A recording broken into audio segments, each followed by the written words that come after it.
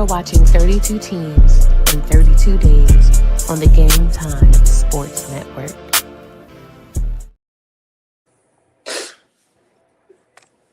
It's a great day, sports world. So we're on our third team. Hope everybody's doing good out there, by the way.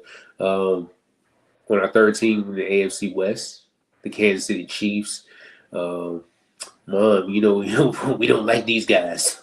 No, it's beef. And it's beef with everybody in the West. Don't get it wrong. Don't get it twisted. It's beef with everybody. But these, it's a little extra something, man. I can't put my finger on it, but it's a little extra something with these. You know what I have to say. Something about them we just do not like. But they missed the playoffs for the first time after making the playoffs for 10 straight seasons. And that brought, I know it brought joy to you. It brought joy to me.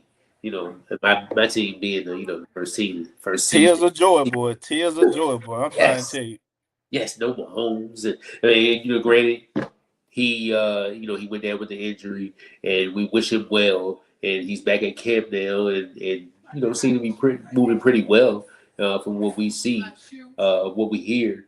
So thoughts and prayers out to him for the rest of the way. And this team, did they really get better during the offseason?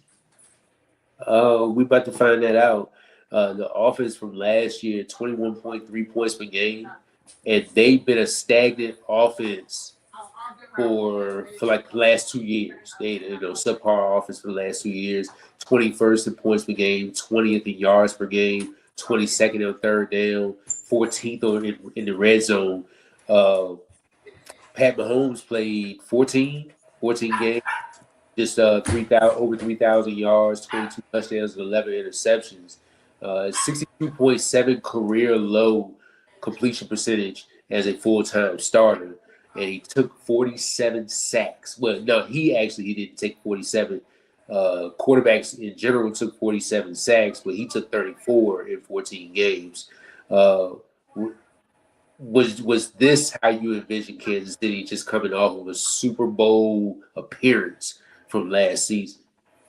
No, man, I didn't envision them looking like this. I knew there'd be some regression naturally, of course.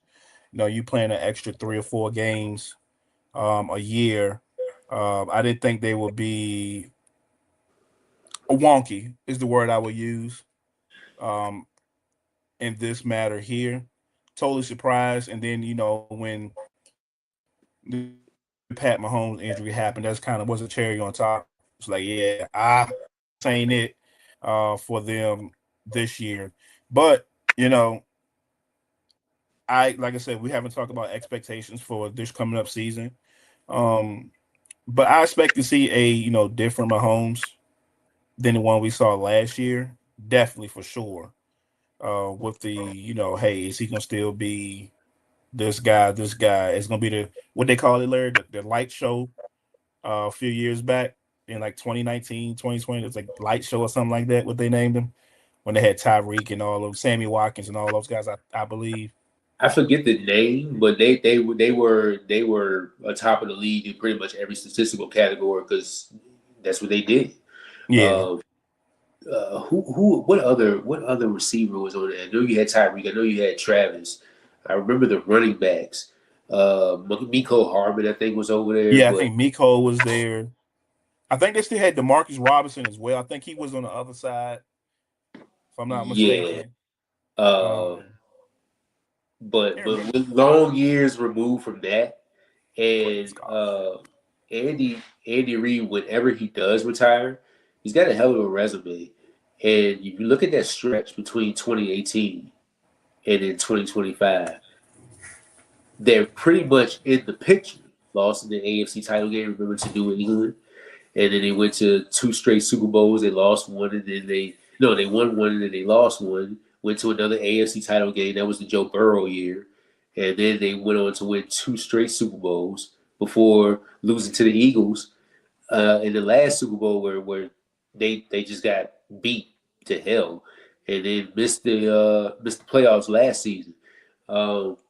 First ballot Hall of Famer, of course. Oh, absolutely.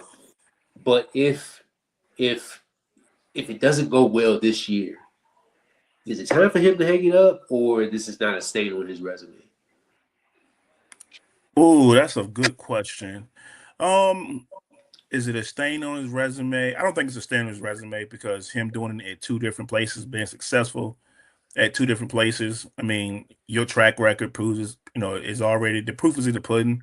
So this could be a bad couple of years, if you want to say that. But will Quarterback. he need to? Uh, Yeah, sure. Quarterback down, team ain't the same. You got people getting older, Kelsey getting older, Chris Jones, they're more closer to the end than he is, the beginning, in my opinion. Mahomes, he be over 30 now, so not saying that has a role in anything, but you see, not saying his play will decline, let me say that rather, but you'll see some changes in his game as far as how he played post ACL. I mean, pre ACL and post ACL, you'll definitely see a different version of Mahomes. Um, it to me, it all depends on what Andy Reid wants to do. If he feel like he can go, as long as Mahomes can go, long as Mahomes there, I think Andy Reid is there. Not unless he's doing some grooming behind, like we thought he would have done with the Eric Bieniemy or Matt Nagy or somebody like that. In the past, obviously they went on and got coaching jobs other places. So, but I think long as Mahomes is there and Andy Reid has that drive to continue to coach, he'll definitely be on the sideline. I don't think the Hunt family is the type of family that'll push him out forcefully without him having conversations behind the scenes saying, hey guys, this might be I might have 2 years left. Then you might say, hey, let's transition then. But other than that, as long as Mahomes there and he wants to be there, I don't see no issue to why he won't be the coach for the foreseeable future. I had a question about Mahomes because remember before before they lost the last Super Bowl and before they dipped last season, a lot of people were like, he was in the same class as Tom Brady as far as career trajectory, winning this early in his career, you don't know how it's going to go the rest of the way. And then, a lot of people predicted, four, five, six Super Bowls with him. So I'm going to save that question for you at the end of the show to see where your mind is on that one. Uh, but when you're talking about Eric Bieniemy, now he's back in the building, and that's where their run game was more efficient obviously these past couple of years, defense been the name of their basically their identity. I mean, Mahomes to come through every in the clutch here and there because of his pedigree and in the past and everything, but defense and just I don't know, right play, right time, making the right plays at the right time. That's how their identity been. Now I'm thinking that they're going to be leaning more back onto that run game, get that run game back, and that's why now you got a Super Bowl MVP in Kenneth Walker, who signed a 3-year, $40.5 million contract this past offseason, $28 million guaranteed, $13 million signing bonus. Uh, I, I I wasn't surprised that Seattle didn't bring him back, but I was also surprised that Kansas City was one of those teams. I thought that they would go a little younger. But Kenneth Walker is young. He's just going to his this is year 6 for him. Yeah, Yeah, yeah. What year 5? This will be year 5 for him. yeah, year Uh, 5. You're right, absolutely right. Yeah, Yeah, I got it right there on the screen. Well, yeah, same. this will be year 5 for him. And if you look at the games, like, okay, 15 and 22, 15 and 23, 11 and 24, and he played all 17 games for the first time in his career, in his young career last year. Uh, how did you feel about this move? And is this one of the moves that could put this team back where we know them to be at? How I feel about the move, I thought it was a good move for, like you said, getting back to the identity of running the ball. We know what Kenneth Walker meant to this. As you can put up on the screen here, we see what he did in the Super Bowl. He was super duper explosive. He made the Patriots have a long day at the office on that one February evening. And I think, Larry, and when I say this, I really do mean this. I think, him having him in the fold takes the pressure off Patrick Mahomes now. You don't want to put all the pressure on Patrick Mahomes to be the Mahomes of 2022, 2023. We have to run around, make plays. It'll be good to have a consistent All Pro back to hand the ball off to on a down basis, and not you don't have to do too much. You just have to run an offense efficiently as possible, and hit your playmakers like Kelsey and Taquan Thornton and Xavier Worthy and those guys and Rasheed Rice when needed to be. So I think this was a signing of, hey, we need to take pressure off Pat Mahomes, get back to the bread and butter, and establish a new identity, in my opinion. So I love the move. Yeah, and he's a good pass catcher as well. So he could be used in the pass game quite a bit. Speaking of top pass catchers, Travis Kelsey going into year 14. Rasheed Oh, y'all so loud. Rasheed Rice going into year 4. Xavier Worthy Uncle Leon going into year 3. And then Taquan Thornton going into year 5. One of your, 4 of your top guys. Hollywood Brown, of course, he went to the Eagles. And I think you had somebody else as well. But Travis Kelsey set the Chiefs' all-time tight end record. So he's cemented there for a while. Rasheed Rice, 8 games. Xavier Worthy, 14 games, 13 starts. And he's currently hurt at camp right now. So how did you feel about this this pass catching unit? Outside of Travis Kelsey, I really have question marks. Okay, let's keep this graphic up for a few seconds. Travis Kelsey is top 5, 3 tight end, however you want to. You can put him in any order. He's that good of a tight end. He's age 37. I want to say he's up there. Yeah, he's our age. But outside of Travis Kelsey, I have so many question marks. Can Rasheed Rice, can he stay out of trouble? Xavier Worthy, you drafted him a few years ago out of Texas to be your down the field guy. And he really hasn't developed anything outside of being a consistent route runner, then go balls and stuff like that. And you would thought year 2, he would have, expanded his route tree, but it hasn't happened. And Taquan Thornton, he was a speed demon coming out of the University of Baylor a few years back as well, and his route tree is limited. So I don't know. I don't like the depth behind this as well. They've in the past tried DeAndre Hopkins and some other names as well. So I wouldn't be surprised if they be on the free agent market or at the trade deadline getting some more consistent help in the building. But like I said, outside of Kelsey, I have so many questions, and I don't know if this receiver core as constructed right now can hold up for 17 games and be the consistent receivers that Patrick Mahomes need to get them back to where they need to be. I could definitely see them shopping for somebody, whether that's before the season, whether that's, as you said, the trade deadline. Something just says that they need another receiver in there.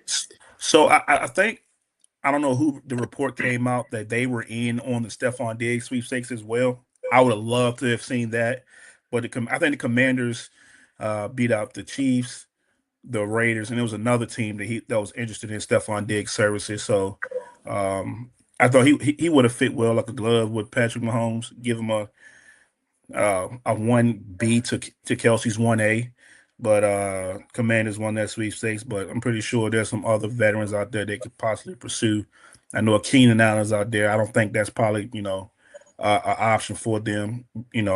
Maybe, I don't know, but yeah, man, this room needs some help desperately. We talked about that. I want to say a couple, like it might be going on a couple weeks now, but I think we talked about that, like their receiving room. Yeah. And remember Jalen Royals they drafted last year? Mm-hmm. What did they say, out of Utah State? Was it Utah State? It was somewhere out. Yeah, you're right. Utah State. Yeah, you're right. So they drafted him last year. Maybe this could be a productive year for him as far as key additions, key departures. Kenneth Walker, of course. Justin Fields. They got Jerry Sneed back. Alohi Gilman, who was a long-time Charger. Last year he was a Raider. Cyrus Tunga on the defensive line. They got Amari DiMercato to add to the running back room.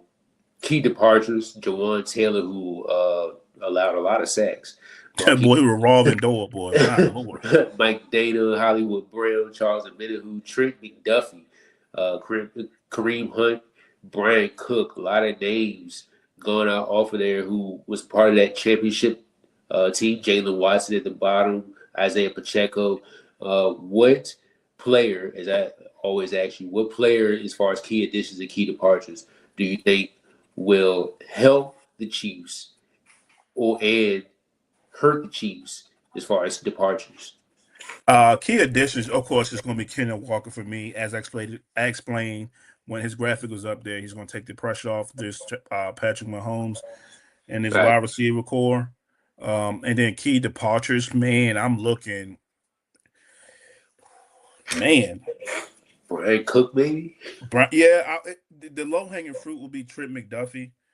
But like you said, Brian Cook. I'm looking at Jalen Watson. Jalen Watson. He went and signed a free agent deal with the L.A. Rams. I think Brian Cook went to the Chicago Bears on a 3-year deal, if I'm not mistaken. So yeah, that defense, man, they're turning on their defense. They're getting younger. So I think Cook and Watson out of that secondary that's had championship and Super Bowl experience is going to be huge losses for them. And hopefully they can, when we talk about their rookies here, they can step up and fill those voids. I do like the addition of L'Jarius Sneed as well coming over from the Tennessee Titans. Veteran, has been in the program, knows what Andy Reid knows what Spagnuolo like to do. So that could be a bonus for them to help the young guys out. So yeah, man, it's interesting set of departures and additions. Draft picks, There we go. Mansoor Delane, and I was thinking about this last night. I was thinking about us talking about this during the show. Mansoor Delane and Peter Woods both in the first round. R. Mason Thomas in the second round. Jake Kennedy in the fourth. Get 2 5th-round picks in Emmett Johnson out of Nebraska and Cyrus Allen out of Cincinnati.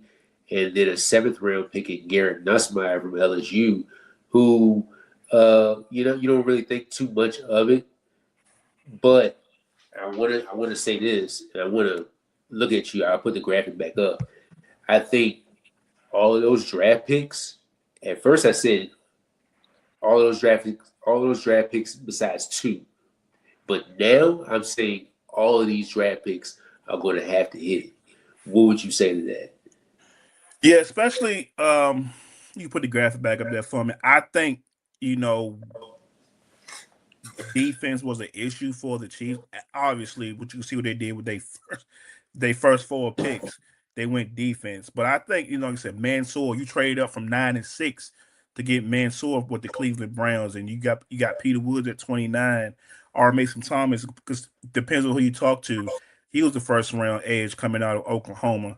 So I think those three right there will have to contribute the most. And I think Emmett Johnson spelling Kendall Walker in the backfield. I know some teams were highly touted of him, on their board. Surprised he went in the 5th round. So you're gonna see him carry the ball as well. Mm-hmm. So yeah, definitely, yeah, you can say all of these guys right here has to contribute right away in some shape, form, or fashion to turn this new regime around. This quote unquote how you try to blend the youth movement with Yeah. with the veterans you have right now. So yeah, I agree with you. They're gonna have to contribute in a hurry and And grow up fast too. Like and I like what you said there, and you're exactly right. You got to grow up fast, especially with a head coach like Andy Reid and Spags in there. These are experienced coaches. These coaches know what it takes to win a championship, and good at developing as well. So when you take Mansoor Lane, automatically, he doesn't feel what a Trent McDuffie does, but you hope in about 2 to 3 years that he can be, maybe in a year that he can be. yeah, Uh, I'm gonna say Larry. I'm gonna say about next year because I really like. Remember we was arguing who was CB1, Mansoor or who was the other corner. Um, your boy yeah, um, for the Raiders. I mean, well, yeah, yeah, he's with the McCoy. Raiders. McCoy. Yeah, Yeah. yeah, we was debating those two guys, and I was a McCoy guy, but hey, man, Mantle ain't no chopped liver either though. So I think he's gonna grow up fast. He's gonna be on an island by himself a whole lot. His man coverage skills. He got good eyes and zone coverage as well. So I think you're gonna see when Spags in the house, you're gonna see him on Alice making plays. Peter Woods, potential Chris Jones replacement in in that D Yep. line.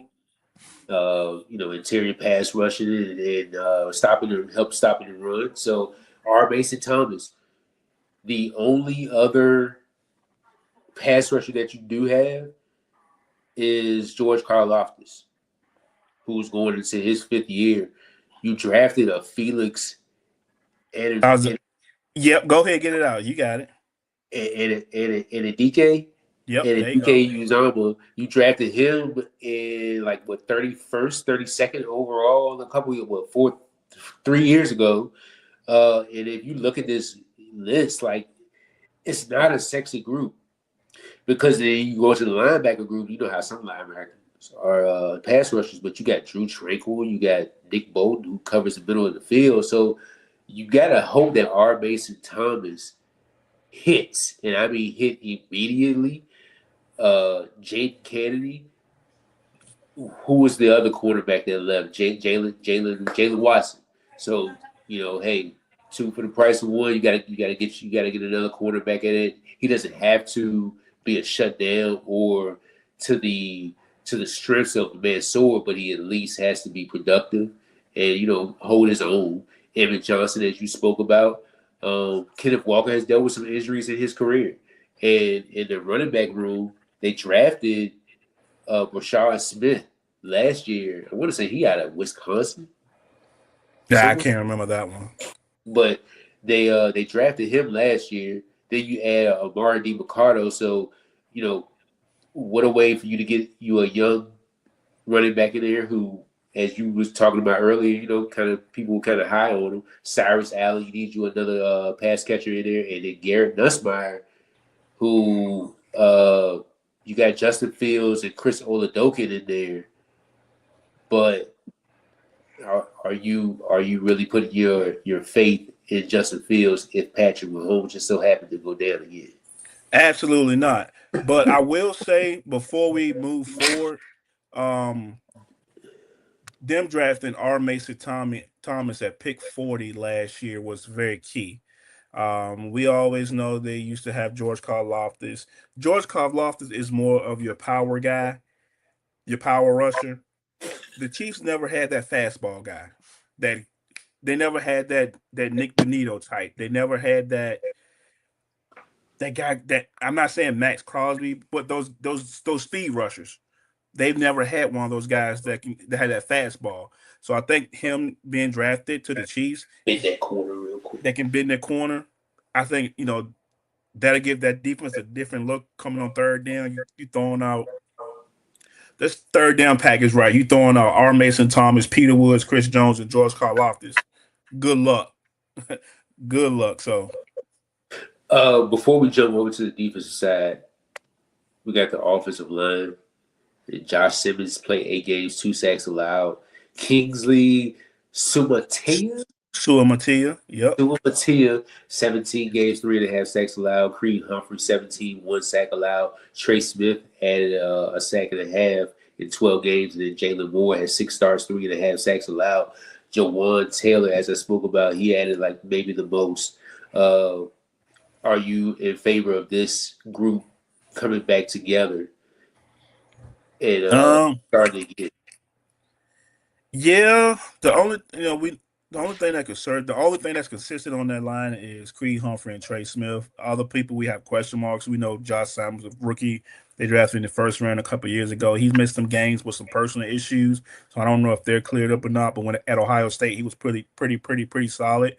Kingsley Suamati, I think he was a second round pick, I believe, or a third round pick a couple of years ago. I came out of University of Utah. I want to say I could be wrong. So he has some potential as well. So yeah, man, you got a little bit of young with a little bit of a little bit of new on the old on the offensive line. Excuse me. So I expect this team to be on high alert because they know they're protecting 15, and the team doesn't go until 15 goes. And if he's down, pack it up. Um, is this the last year for Chris Jones? Do you think?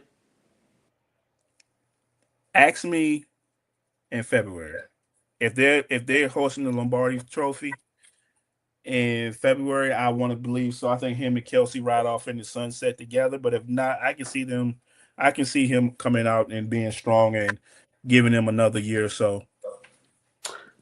Three of the anchors on the defense were Carl Loftus, Chris Jones, and Nick Bolton, who we spoke about a couple minutes ago. You look at that defense overview, sixth in points per game with 19. So they were one of the crutches. Well, if anything, they were the crutch to this team. They were sixth in points per game allowed, 10th in yards per game allowed, third downs, they were 29th. Red zone, they were eighth. So pretty good defense down there in the red zone. Had 35 sacks. That was 22nd. 19th in quarterback pressure rate. In the run defense, they were tied for sixth, just right at 4 yards a pop, averaging 105.7 yards per game giving up. That was tied for sixth as well. Spags got with the additions that he do have. I think Spags is going to be trying to get this defense right this season, as well as and to get that offense right. But what do you see this defense going into this new year? Man, I don't know, man. It's kind of hard for me to say right now because I know the veteran leadership that they have with Chris Jones, Carl Loftus, Bolton, but there's so much youth on that team now with Brian Cook being gone, Jalen Watson being gone. You're relying on Mansour. You're relying on Peter Woods, R. Mason Thomas. You're relying, Canada. You're relying on so much of the young guys, and I think Spag is not going to release the helms yet. We'll see how they do later on in the season when they get more comfortable with the scheme, the calls, or what he like to do, what he don't like to do. So I see them struggling a little bit and they're very out the blocks, and getting to a respectable level come postseason time if they decide to make it that far. The Chiefs secondary, not a lot of household names At all. My Lord. Looking a little different over here. Christian Roland Wallace, he's going into year 3 in 11 games, 2 starts. Christian Folk, remember he was drafted by the Titans, right? Out of LSU, yep. Don't you know he never plays a whole full season? He's never played it. Insane. Just limited to 8 games last year. If they could get him for at least 10 to 12, maybe we're talking something, but he can just never be available. The best ability is availability. Noah Williams with 48 tackles and 7 PDs and 5 starts. Aloy Gilman coming over. His rate's a little up there. So the coverage not all that great, but he plays 17 games and he's available. And then Shamari Connor, who's probably the more he's got the more experience of with Spags out of all these guys, more than a year more than Christian Roland Watson. But he had a team high 514 yards allowed. So that's not giving you good confidence as well. 18 passing touchdowns allowed. That was tied for 4th most.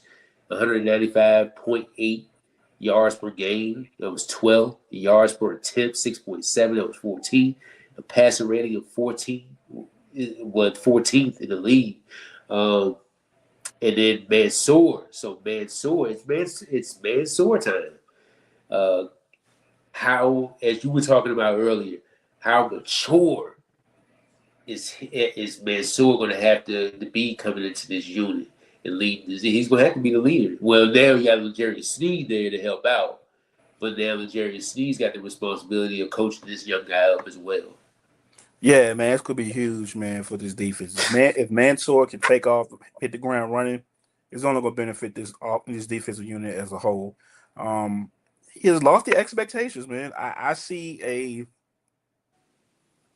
I ain't gonna do it to him. I ain't gonna say the where he can be. I can see him being a J.C. Horn, Sauce Gardner, Christian Gonzalez type corner in a couple years, and I can see that he has that much capability, in my opinion. Yeah, you say Patrick we okay. You know when to put the Kool-Aid down. Pump your brakes, young man. Pump your brakes. But yeah, he has that type of ability, and I see him playing a huge role for this defense this year. And I think he's going to follow number one wide receiver majority of the time. That's what they drafted him for, to be a lockdown guy. And September 7th, whatever the season kicks off, we'll get that schedule in a few minutes. I expect him to be on wide receiver one and follow throughout the whole game and show why you were the number 6 overall pick, because you rarely see Andy Reid trade up. The last time I remember Andy Reid trading up was get Mahomes. That was 10 years ago. He went up and got you. So that means you must be a special player in that organization eyes for them to come up and get you for what they Tra- gave up. trading up that early, like in the draft, because I mean, when they were winning championships and they was picking late in the Rams, like they did kind of move up to get Xavier Worthy. So Yeah, they're they didn't move up a whole lot though, but they yeah, moved up in the top 10 to go get him. Remember, they were picking 9. yeah, And yeah. everybody thought, hey, they're going to get Spencer Fano, the tackle from Utah, to protect Patrick Mahomes and the line. But they went up and saw, hey, defense was the issue. Let me go up and get CB1 on our board. So that says a whole lot about the player that Mansour Delane is, and he can be in the future. They picked they traded up to go 6, right? Yes. Jordan Tyson was right there. Remember, we had this conversation, remember? Yeah, We had this conversation. Obviously, they thought, they can get a little more pending. They didn't know the Rasheed Rice situation and what that was going to be like. So we all thought Tyson would be the obvious choice. We debated back about that for weeks and weeks and weeks and weeks. But hey, man, they'd rather have the lockdown corner and move forward in that capacity. we're gonna get to the schedule here. In the first game of the season, they got Denver at home on a Monday night. Woo-hoo! Week 2, they back in they're still at home on a Sunday night against the Colts. Boy, that's crazy. So back to back primetime games. You add the Dolphins, you add the Raiders. Why they got the two teams that's like going to be at the bottom of the power rankings back to back? The Lord has his favorites, bro. They got an early bye week in week 5. My goodness. After that, they got the Chargers at home. They travel to Seattle, travel to Denver. So we got the Chiefs both times within week 10. I love it. Get them out the way quick and fast. And the schedule makers still kind of like the Chiefs because I mean they got 2 Sunday night games within. Bro, they Uh, got 6 primetime games. That is they got insane. 6 primetime games. So Sunday night, Chris Collinsworth loves some Mahomes. Yep. Week Glaze 9, session. week 9, you got the Jets. Then you got the Falcons in week 10, Cardinals in week 11. You got the Bills in week 12. That's Thanksgiving. Uh, at the Rams in week 13 on a Thursday night. At the Bengals. Woo! And you got the Patriots on a Monday night. Good God. You got the 49ers, the Chargers before finishing up against the Raiders. So we know that each team has their weak spots on the schedule, and then they got the strength of the schedule, which I think hits right here after that Cardinals game where you got the Bills, the Rams, the Bengals, the Patriots, the 49ers, the Chargers. Man, it's a little gauntlet right there, don't you think? Yeah, yeah, man. That may be the toughest stretch I've seen in a while, to be honest with you. That's a tough stretch. So And most of them prime time. yeah, from week 12, 13, 14, 15, who even week 16, bro, that could be you got at Buffalo, at the Rams, at Cincinnati, back to back to back to back. Yeah. Man. Those and before I let you go, any of those games could be whether you make the playoffs or not. So you lose one of those games, especially one of those AFC games, that could be the difference between you being a division winner and a wild card winner. I mean, a wild card team and not making the playoffs at all. Man, they could start off 0-2. And they could start off 1-1. They could start off 0-4. For all we know, that's only if I'm saying if Mahomes ready to go week 1. which in all intent and purposes, I believe you as well as me think he's going to be ready to go week 1. Don't you think so? I think he will. I Yeah. think this is the same guy that when he was tearing it with not tearing, but he was having high ankle sprains and damn near can't walk off the field, need help off the field, and then a couple plays later, like he right out there. So I definitely think he'll be fighting to get out there, to be playing week 1. He's on track to play week 1, and I don't think that it's no doubt about that. But man, that's stretching toward the end of the season. Yeah, and especially pull up that graphic again, the schedule graphic one more time. You got to see Josh Allen. Then you go see Myles Garrett and them boys. Then you got to go see a rejuvenated Joe Burrow, and then a pissed off Patriots team that lost Super Bowls and got him quote unquote got their butts kicked. Mm, But tough stretch, man. And hope the then, offensive line can stay healthy and hold up because that's murderous row. and then the 49ers gonna play pretty tough anyway.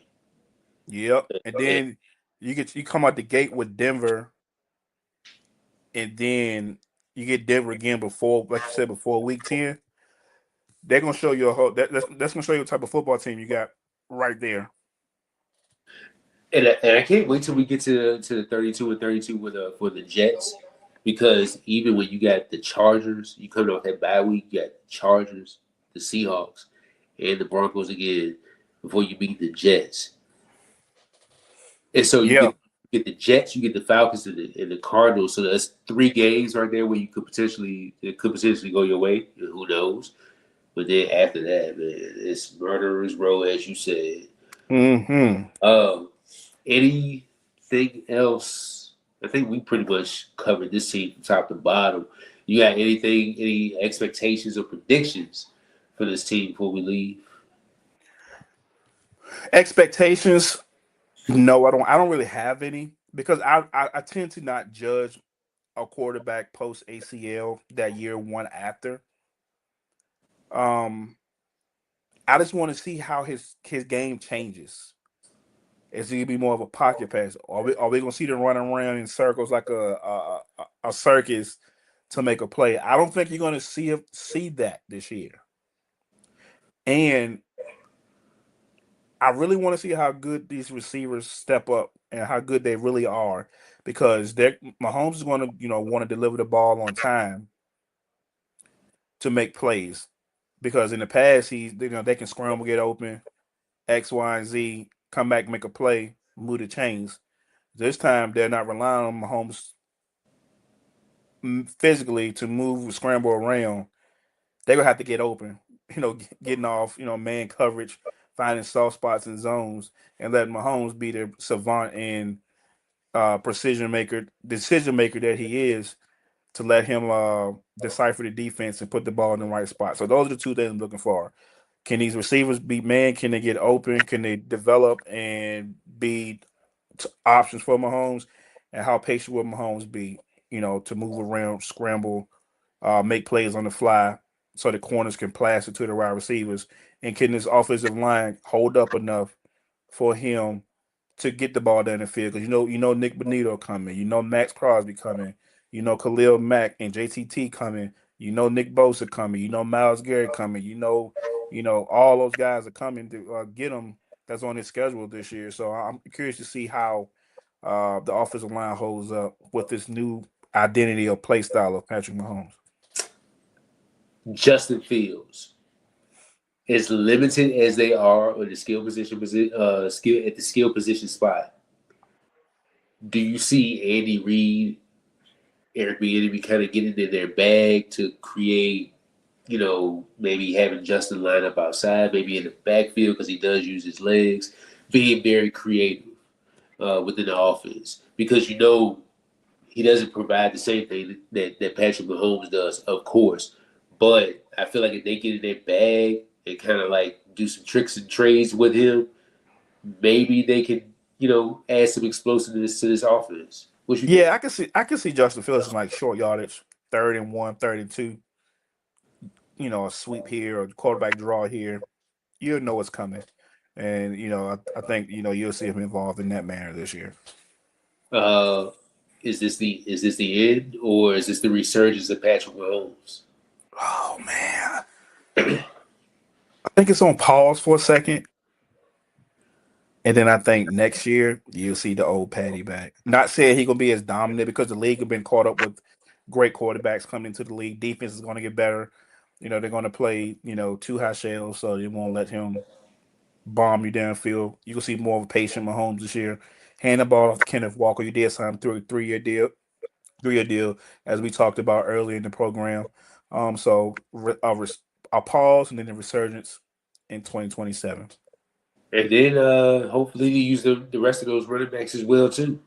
You know, Yeah, like you said, you got Emmett Johnson out of Nebraska.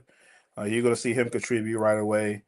Um, yeah, man, it's going to be interesting to see. Probably week one. That is probably, and I know we'll talk about this down the line here, but we'll talk about what games are we excited to see week one, or which ones you got circled. Of course, our teams it's going to be circled, but the Chiefs game is going to be circled as well. So yeah, man, it's going to be fun.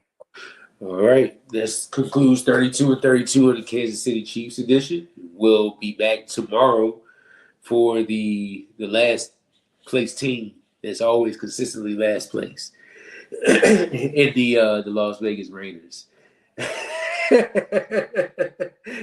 Everybody have a great day.